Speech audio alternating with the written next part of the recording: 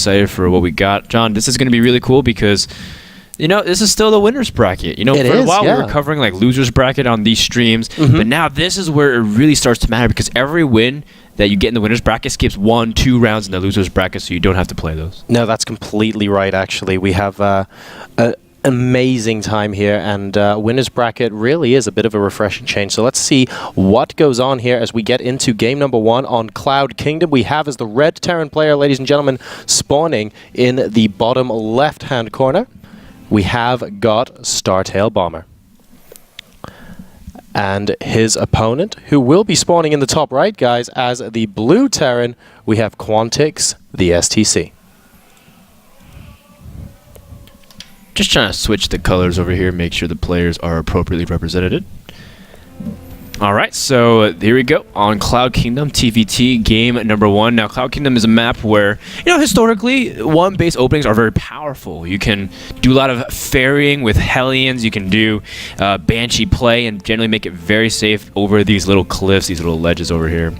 Also, it's very powerful to do like a turtle style where you play really heavy map and go with 3 commands. And I know Taser likes doing that as well. Sure. But STC is a player that likes going for those one-base openings, while Bomber is more of the macro player. Bomber's is just a guy that says, I'm going to make incredible amount of units, and it doesn't matter what you do, I'm still just going to be able to have more and overwhelm you.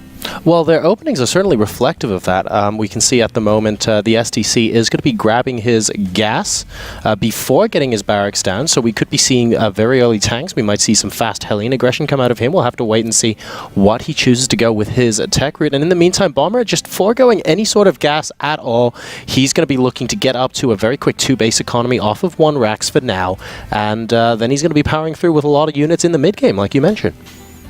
Yep, Cloud Kingdom is also a map where it's kind of safe to get a 3rd base because, you know, if you have a 3rd base, for example, you can protect yourself from the drops again from these back alleyway. Yep. But at the same time, because it's a little bit farther distance out, you still have the availability to defend with tanks from the high ground, but it's still far away. So if you're caught in position with your Marines, I mean, you're going to get hit very heavily. So usually we do see a lot of timings on a Terran's 3rd base if he gets that far. Now, you know, we see the earlier build deviation where Quantix is going for a quicker factory. Do you like this kind of build on Cloud Kingdom, particularly for this kind of opening, John? I think it's an interesting choice. Like, for me personally, the way I like to play on this map, I am more of a fan of going into fast tanks. Fast tanks. Yeah, I see no problem like just grabbing the tech lab straight away on the factory. I like that against any sort of early aggression, sort of that alleyway between the natural expansion and the 3rd base, so not on the high ground but on the low ground there, is quite useful to position your tanks so that they don't come up either ramp. And that's a really good place to sort of hold your army and try and fend off any early game aggression while you go and grab that 3rd base. So I wonder if that's the kind of thing that the STC is interested in doing at the moment. I think, though, he's just going to be going, oh, wow. So we have a... Interesting. So we have him... He's actually moving his buildings a little bit to sort of hide them away, so he doesn't necessarily want Bomber to know that a potential Banshee's incoming here. Yeah, Banshee's pretty powerful on this map, like we were pointing out. And STC, well, he likes these kinds of openings. Meanwhile, we see Bomber going for a delayed factory, but he is pumping out as many Marines as possible. It does make him safer against the early Banshees, but he should be aware of potential Banshee timings, especially if you see an early gas. You're able to click on that gas refinery and say, well, you know what, he's mined a lot more gas than I have. And that's going to say, well, I have to get an engineering bay at around the 6-minute mark in order to be safe. And I think Bomber should take that into fact, especially since he's already got scouting information. Yeah, he's already... wow, so he's going to be going for a little bit, obviously a little bit later than the gas first, but he's still going to be going for a couple of Hellions early on here. And the STC's actually opting for Cloak. So...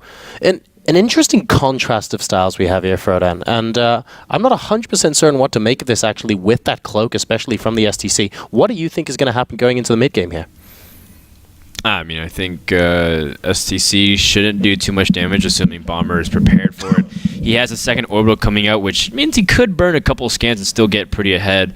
And it's not like he's falling really far behind in terms of tech either. STC is going for another reactor, so it's not like he's going to get stim faster necessarily. He'll just have a little bit more units, but Bomber will be able to have a great economic advantage going to the mid game.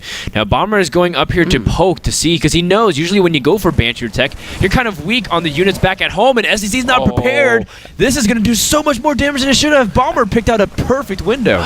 And both of the Hellions are still surviving. The Marines trying to pick off their counter number behind there. The SCVs are all lining up. These Hellions haven't actually killed that many SCVs yet, but they are lining everything up right now, and there we go. Look at that residual damage. The SCVs got a great surround off on those Marines, but the Hellions in the back just did way too much, and the STC is losing all of the SCVs in his main base. That is huge. Number of workers killed at the moment, 25-0, and frankly, Ferdinand, that is just game ending right there. STC has a Banshee that's, well, I mean, he's got a Banshee. Yeah. He's going up against a missile turret. That's going to be pretty tough times. That's pretty much nothing that you can do there. GG gets called. Bomber just picks apart his opponent with just the right time, the right move out. And that's what it takes in TvT. Like, if you're not careful, things can get way out of control, and Hellions and Marines, they kill SCVs really quick. That was a really interesting little push. Yeah, who knew indeed. But Bomber pushing out across the map there with a couple of Hellions and a bunch of Marines there to start off with. And we could see there that... I mean, when he poked up the ramp, the Hellions weren't actually targeted down. Both of them survived, trying to pick off the Marines in the back, and that didn't work out so well for the STC. As soon as Bomber got a foothold inside the main base, those Hellions wreaked absolute havoc, because what are you supposed to do? You target down the Hellions, and the DPS from the Marines is just huge. Yeah, but then the SCVs surround the Marines, and the Hellions are standing by just doing so much damage. It's no win. I completely agree, John, and I think that's the product of just too greedy of an opening. He didn't wall off, didn't have a bunker. That's true, yeah. And he was kind of expecting Bomber to do more of the passive play, because Bomber showed a one-rack CC at first and then got a kind of a reactor delayed opening there. Nonetheless, that's game number 1. It's in the books. We're going into game number 2 between Bomber and STC. That's right. Bomber currently